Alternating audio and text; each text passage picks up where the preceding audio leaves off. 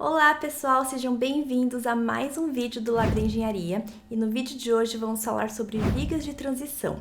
Vamos fazer uma breve análise em duas situações distintas para avaliar o seu comportamento e os impactos na estrutura. E no final eu ainda vou falar alguns pontos importantes para se prestar atenção quando o seu projeto tiver vigas de transição.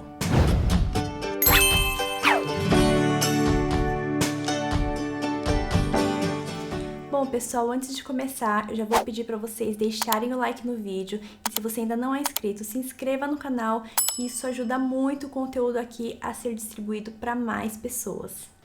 Bom, então vamos lá. A primeira situação, e geralmente a mais comum de a gente encontrar vigas de transição em um projeto, por exemplo, no projeto de edificação, onde a gente tem os pavimentos tipos na torre principal e o térreo ou o subsolo, ele geralmente tem um layout diferente, um layout arquitetônico diferente. E por este motivo, nem sempre nós conseguimos fazer com que a mesma aprumada de pilar desça diretamente até a fundação como é desejável em um projeto, tá? Então aqui, por exemplo, nós temos exatamente esta situação, onde esta aprumada de pilar, ela teve que ser um pouquinho deslocada, né? Este pilar, ele não pôde descer diretamente até a fundação e com isso ele acaba tendo seu ponto de apoio sobre uma viga e não sobre o próprio trecho de pilar ou a fundação. Tá? Então, aqui, ó, tô mostrando para vocês exatamente esta situação. Agora, um primeiro ponto importante para a gente observar é que essa viga de transição, geralmente, ela tem uma seção maior que as demais vigas do projeto estrutural. Então, ela tem uma seção bem mais parruda.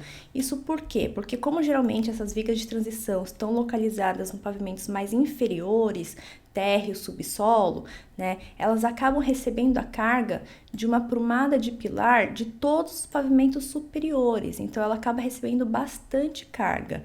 E por este motivo, para resistir a esses esforços, essas tensões, ela precisa ter uma seção maior. Tá? Então, por isso, geralmente, ela tem uma seção bem mais robusta que as demais vigas do edifício. Agora, o que acontece quando nós vamos analisar esta viga aqui? Aqui vocês observem que ela tem 3 pontos de apoio. Tem este pilar da extremidade, este outro pilar aqui. Agora, este pilar, que seria desejável que ele existisse aqui, ele teve que ser deslocado um pouquinho para cá, né? Agora, o que acontece quando eu acabo deslocando este ponto de apoio? Se a gente for pensar simplificadamente nesta viga sobre apoios indeslocáveis representando os pilares, vamos começar a fazer aqui uma breve análise da situação que nós temos. Aqui, ó, estou representando simplificadamente aquela viga de transição sobre apoios indeslocáveis, né, representando os pilares, e a carga proveniente aqui desses pilares. Se a gente for observar o diagrama de esforços e de reações nessa viga de transição, ó, vocês observem que de momento fletor, eu não tenho nenhuma flexão gerada por esses carregamentos, tá? Quando eu tenho somente esses carregamentos provenientes dos pilares. E os carregamentos acabam sendo transmitidos diretamente aqui aos seus apoios, tá ok? Agora, o que acontece quando nós deslocamos este ponto de apoio um pouquinho aqui para a esquerda? Aí eu tenho esta situação aqui. Agora, se a gente for olhar o diagrama de momento fletor, ó, vocês observem que agora ele existe, né? Eu tenho uma flexão gerada aqui tanto no momento positivo quanto no momento negativo, e aquela reação de apoio que antes era de 50 kN, como aqui o meu vão ele aumentou um pouquinho, né? A reação de apoio também aumentou um pouquinho para este ponto de apoio, tanto para este como para este. Agora, o que é interessante a gente observar? Que a reação neste apoio aqui aumenta, porém neste apoio aqui ela diminui, né? O carregamento ele é redistribuído em função desse deslocamento. Agora, o que acontece se eu deslocar ainda mais este apoio? Se eu afastar mais meu ponto de apoio do ponto de aplicação de carga que eu tinha antes? Aí eu acabo vindo para esta situação aqui. Ó, eu tenho meu ponto de apoio mais distante do ponto de aplicação de carga. Se a gente for comparar aqui os dois diagramas, ó, eu tenho flexões maiores, né? Uma vez que meu apoio ele está mais distante do ponto de aplicação de carga, e esta reação de apoio aumenta ainda mais, enquanto esta reação de apoio diminui, tá ok? Então, quanto mais eu vou afastando este ponto de apoio, mais eu acabo sobrecarregando este ponto de apoio aqui, que pode ser o pilar do pavimento inferior ou a própria fundação, enquanto neste apoio aqui eu alivio esta reação, tá? Então, a gente precisa avaliar esses impactos no resto do nosso projeto, tá bom?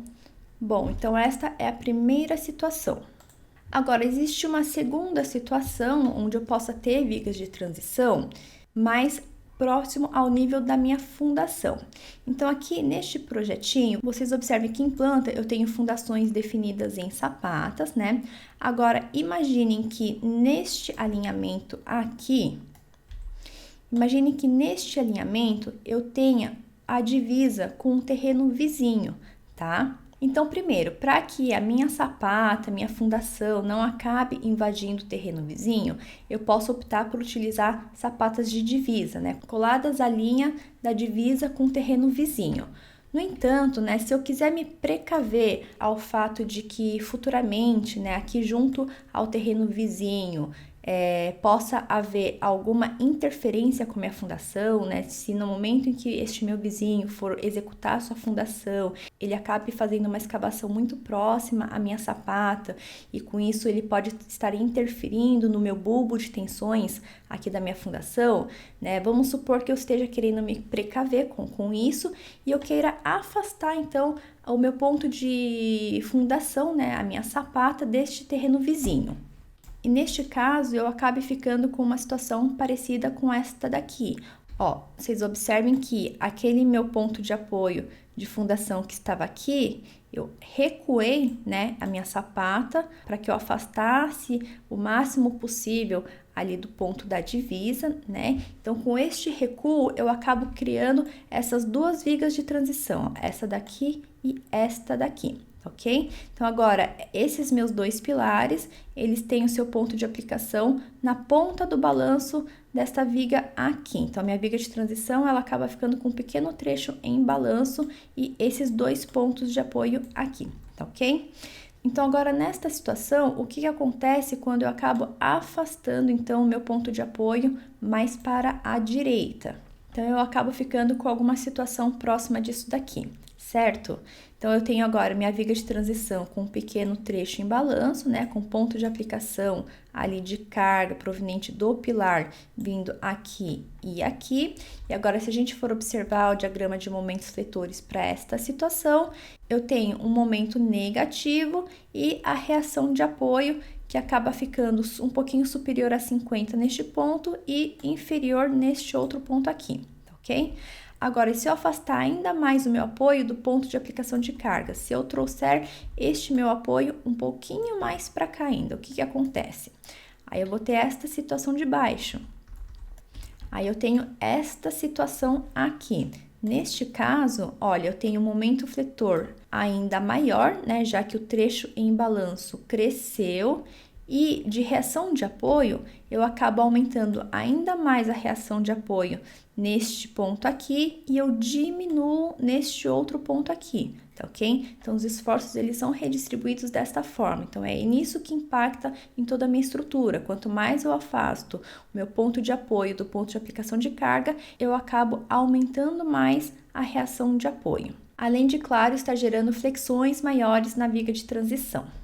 Agora, um ponto importante para prestar atenção é em relação aos deslocamentos. Vocês percebam que quando eu tenho uma viga de transição, eu tenho alguma prumada de pilar apoiada diretamente sobre a viga. E como a minha viga ela é flexível, toda essa prumada de pilar acaba se deformando junto à viga, tá? Vocês conseguem visualizar então que quando a minha viga de transição ela está carregada nesses pontos, este ponto aqui, ele tende a se deformar, ele vai se deslocar. E com esse deslocamento, toda essa prumada de pilar vai vir junto. Se a gente for observar os deslocamentos aqui na estrutura, olha, eu tenho exatamente isto, né? Essas duas prumadas de pilar vão se deslocar, vão se deformar, e isso vai impactar em todos os demais elementos estruturais do meu projeto, tá? Então, muito cuidado quanto a isso.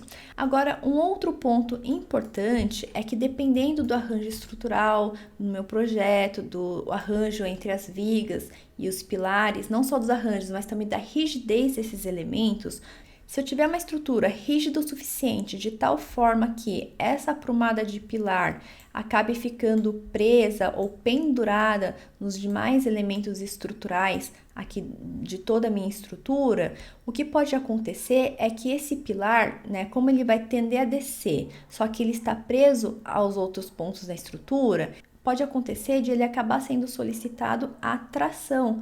E os pilares, como geralmente são elementos que trabalham essencialmente a compressão, neste caso eu vou ter uma inversão de solicitação, né? Ao invés de ele estar comprimido, ele vai acabar ficando tracionado.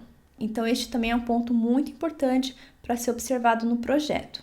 Tá ok, pessoal? Esta é a análise que eu quis trazer para vocês neste vídeo. Então, se vocês gostaram, já deixa o like no vídeo, não esqueçam de se inscrever no canal. Quaisquer dúvidas, comentários, vocês podem me escrever aqui embaixo, tá ok? Então é isso, muito obrigada e até a próxima!